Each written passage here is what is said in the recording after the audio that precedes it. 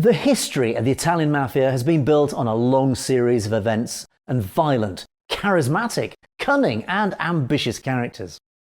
Some of them have allowed the underworld to grow and establish itself abroad. Others have become known for their sheer brutality, and still others for their collaboration with the justice system. Well, the latter is the case of Tommaso Buscetta, definitely the most important and relevant mafia turncoat. And despite there being several turncoats before him, Buscetta was the first boss of the Sicilian Mafia to decide to reveal the secrets of Cosa Nostra to judges and prosecutors. Giovanni Falcone described the work and revelations of Buscetta as the manual of instruction to the Mafia, to decrypt the code of the Sicilian Mafia. For the first time, somebody inside the Mafia revealed the structure and power of Cosa Nostra, allowing justice and the prosecutors to study the enemy and proceed to counter it. But who was Tommaso Buscetta, known as Don Massino and boss of two worlds, before deciding to become a turncoat? How did his career as a mafioso begin? And what led him to the revelation of such secrets? Well, let's start with part one of the story of Tommaso Buscetta. Buscetta's story is complicated and rich in particular and intense events that contributed to make him Don Massino, today known by everybody. To better understand his actions and choices, it's useful to deepen our understanding of the events that have studied his life, starting from his youth. The origins of Tommaso Buscetta are humble. He was born in Palermo on July 13, 1928, from a glazier and a housewife. The job handed down by his father would become very important for Buscetta in the years of his youth. He was the last of 17 children, and Buscetta matures quickly and soon begins to show his intelligence, his desire to do, and his ambition.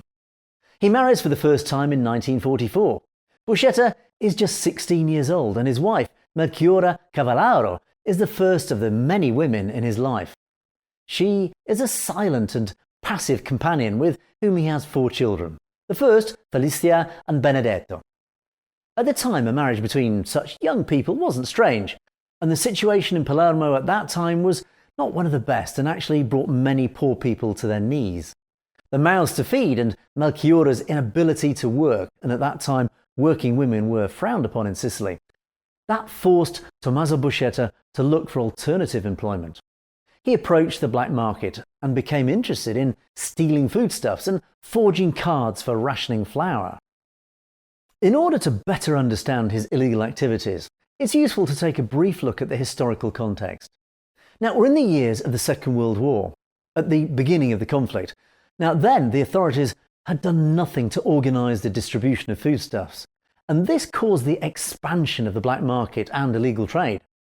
It was an illegal and clandestine network of bartering that allowed people to obtain food rations in exchange for personal goods, some of which were real assets. All of this happened because prices had skyrocketed, especially those of bread, due to the scarcity of raw materials. Now, of course, this situation of popular misfortune was widely exploited by individual criminals and organised clans. Tommaso Buscetta's activities didn't go unnoticed, so much so that in the areas where he was operating, they began to call him Don Massino. Buscetta had a quick mind and quick hands.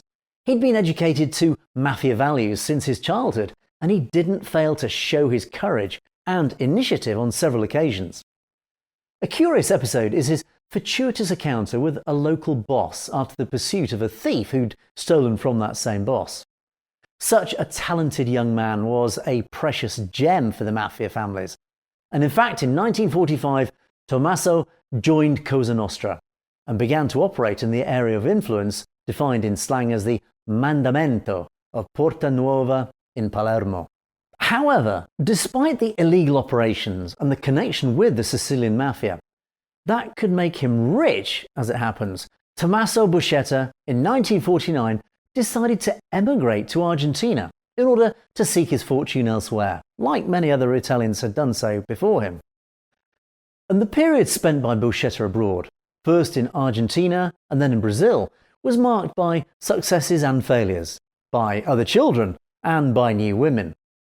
And in these years, the future mafia turncoat had different relationships, so that he soon earned the name of the Casanova of the mafia. This womanizing lifestyle later becomes an obstacle that will actually prevent him from making the great career leap within Cosa Nostra, having transgressed one of the most important rules of the mafia, namely the respect of the bond of marital fidelity. And by the way, we've several videos on our channel which do explain some of these rules for those who are interested. But let's go back in time to 1949, the year before Melchiorre gives birth to Benedetto, the second son of Buscetta.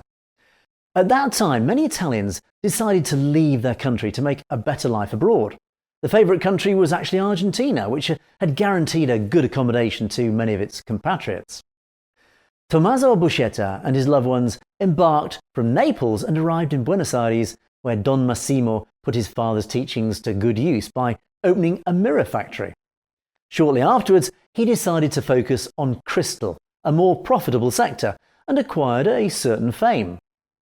The following year, 1950, the third son Antonio was born. The family life, however, was actually not the rosiest.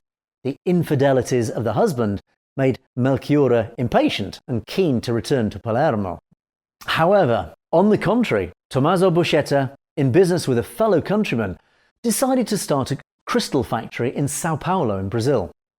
Unfortunately, the business doesn't take off, and in 1975, Buscetta does decide to return to Palermo. The choice didn't come out of nowhere. In fact, the post-war period had left many wounds in the south of Italy, but the country is recovering and experiencing an economic boom.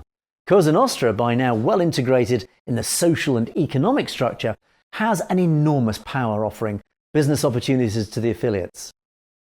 Even Tommaso Buscetta wants that power and to catch these opportunities.